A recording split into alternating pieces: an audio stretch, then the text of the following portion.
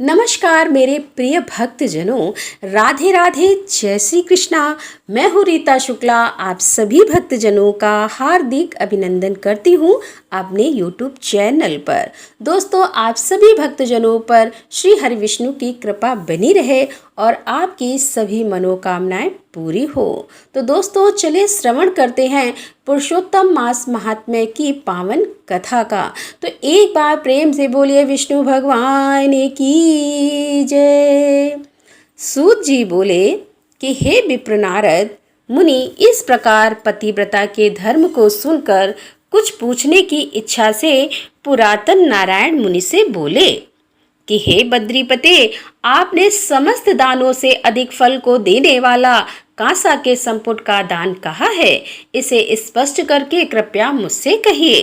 हे ब्राह्मण, प्रथम एक समय पार्वती ने इस व्रत को किया था।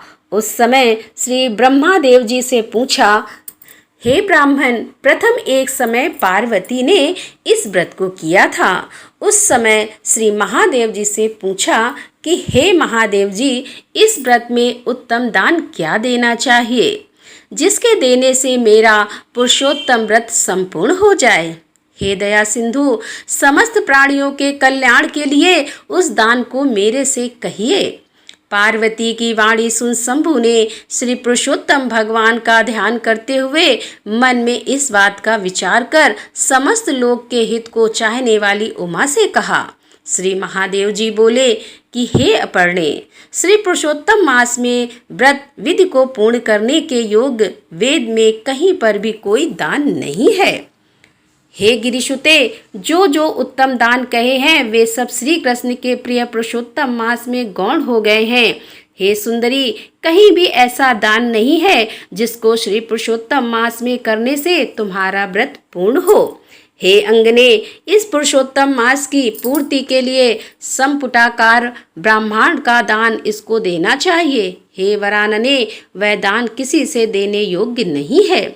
इस ब्रह्मांड के बदले में कांसे का संपुट बनाकर हे प्रिय उसके भीतर प्रसन्नता से 30 मालपुआ रखकर 7 तंतु से बांधकर विधि पूर्वक पूजन करके व्रत पूर्ति के लिए विद्वान ब्राह्मण को दे।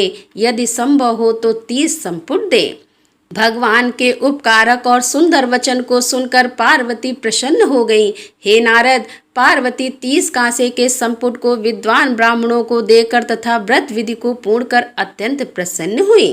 तब सूत जी बोले कि हे विप्र लोग, इस प्रकार नारद मुनि नारायण की वाणी सुन अत्यंत तृप्त हो बारंबार नमस्कार कर पुनः बोले। नारद मुनि बोले कि सब साधनों से श्रेष्ठ यह पुरुषोत्तम मास है। इसका उत्तम महात्म्य सुन मेरे को ऐसा निश्चय हुआ, केवल भक्ति पूर्वक श्रवण करने से भी मनुष्यों के महान पापों का क्षय हो जाता है, तो श्रद्धा और विधि से करने वाले का फिर कहना ही क्या है, ऐसा मेरा मत है। इसके बाद मेरे को सुनने को कुछ भी शेष नहीं रहा, क्योंकि अमृत से तृप्त मनुष्य दूसरे जल की इच्छा नहीं करता। सूत जी बोले कि मुनि श्रेष्ठ विप्र नारद जी इस प्रकार कहकर चुप हो गए और प्राचीन मुनि नारायण के श्रेष्ठ चरण कमल को नमस्कार किया। जो प्राणी इस भारतवर्ष में जन्म को प्राप्त कर उत्तम श्री पुरुषोत्तम मास का सेवन नहीं करते, न श्रवण करते हैं, वे मनुष्य ग्रह में आसक्त रहते वाले मनुष्यों से अधम हैं। इस संसार में जन्म और मरण को प्राप्त होते हैं और जन्म जन्म के पुत्र मित्र स्त्री श्रेष्ठ जन के वियोग से दुख के भागी होते हैं। हे दुश्रेष्ठ, इस पुरुषोत्तम मास में असक्त शास्त्रों को नहीं कहें, दूसरे की शैया पर शयन नहीं करें, कभी असत्य बातचीत नहीं करें, कभी दूसरों की निंदा नहीं करें, परानन को नहीं खाएं और दूसरे की क्रिया को नहीं करें। सटता त्याग ब्राह्मण को दान दे, धन रहने पर सटता करने वाला रौरव नरक को जाता है। प्रतिदिन ब्राह्मण को भोजन देवे और व्रत करने वाला दिन के 4 बजने तक भोजन करे। वे पुरुष धन्य हैं जो इस श्लोक में भक्ति और विधान से प्रेम पूर्वक पुरुषोत्तम भगवान का नित्य पूजन करते हैं। इंद्रधुम्न, शक्तधुम्न, योव, नाश और भागीरथ राजा पुरुषोत्तम का आराधन कर भगवान के समीप चले गए। इसीलिए समस्त साधनों से श्रेष्ठ समस्त अर्थदायक पुरुषोत्तम भगवान का सब तरह से सेवन करना चाहिए। गोवर्धनधारी गोप स्वरूप गोपाल गोकुल से उत्सव स्वरूप ईश्वर गोपिकाओं के प्रिय गोविंद भगवान को मैं नमस्कार करता हूँ। प्रथम कौंडिल्य ऋषि ने इस मंत्र को बार बार कहा।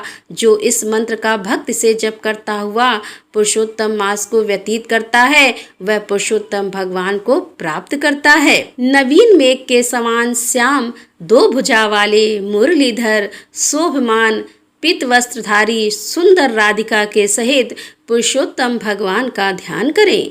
पुरुषोत्तम भगवान का ध्यान और पूजन करता हुआ पुरुषोत्तम मास को व्यतीत करें। इस प्रकार से जो मनुष्य भक्ति से व्रत करता है वह अपने समस्त अभिष्ट को प्राप्त करता है। हे तपोधन, यह गुप्त से भी गुप्त व्रत जिस किसी को नहीं कहना चाहिए मैंने भी किसी के सामने नहीं कहा है। हे विप्रलोग, अभिष्ट फलदायक पवित्र इस पुराण को आदर पूर्वक सर्वदा श्रवण करना चाहिए।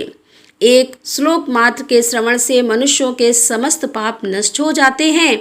हे मुनि श्रेष्ठ, गंगा आदि समस्त तीर्थों में स्नान से जो फल मिलता है वह फल पुरुषोत्तम मास महात्म्य के श्रवण से मिलता है। मनुष्य पृथ्वी की प्रदक्षिणा करता हुआ जिस पुण्य को प्राप्त करता है वह पुण्य पुरुषोत्तम मास महात्म्य के श्रवण से होता है। ब्रह्मांड महातेज वाला क्षत्रिय पृथ्वी का मालिक, वैश्य धन का मालिक होता है और शूद्र श्रेष्ठ हो जाता है। और जो दूसरे पशुचर्या में तत्पर किरात हूण आदि हैं वे सब पुरुषोत्तम के महाश्रवण से मुक्ति को प्राप्त करते हैं।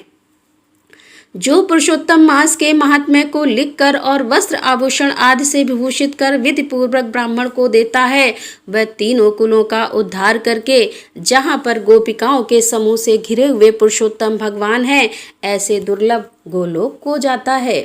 जो लोग इस उत्तम महात्म्य को लिखकर गृह में रखते हैं उसके गृह में समस्त तीर्थ निरंतर विलास करते हैं। अनंत पुण्य को देने वाले महीनों में श्रेष्ठ पुरुषोत्तम मास के महात्म्य को सुन समस्त मुनि लोग आश्चर्य करने लगे और वे भगवान की चरण सेवा में अत्यंत निपुण मुनि लोग विनय पूर्वक सूत जी के पुत्र से बोले। ऋषि लोग बोले कि हे सूत, हे महाभागा, हे महापते, तुम धन्य हो। तुम्हारे मुख से अमृत पान कर हम सब अत्यंत कृतार्थ हो गए हैं। हे सूत, हे पौराणिकों में शिरोमणि, तुम सदा चिरंजीवी हो और तुम्हारी कीर्ति निरंतर जगत में पवित्रों को भी पवित्र करने वाली हो। तुम्हारे मुख कमल से निकलते हुए श्री मुकुंद के कथामृत के पान से लोल नैमिषारण्य में स्थित मुनि इंद्रों द्वारा आपके लिए अत्यंत पूज्य ब्रह्मा का आसन दिया गया। जब तक विष्णु भगवान की कीर्ति पृथ्वी पर रहे तब तक इस पृथ्वी पर मुनियों के समाज में हरि भगवान की सुंदर कथा को आप कहते रहें।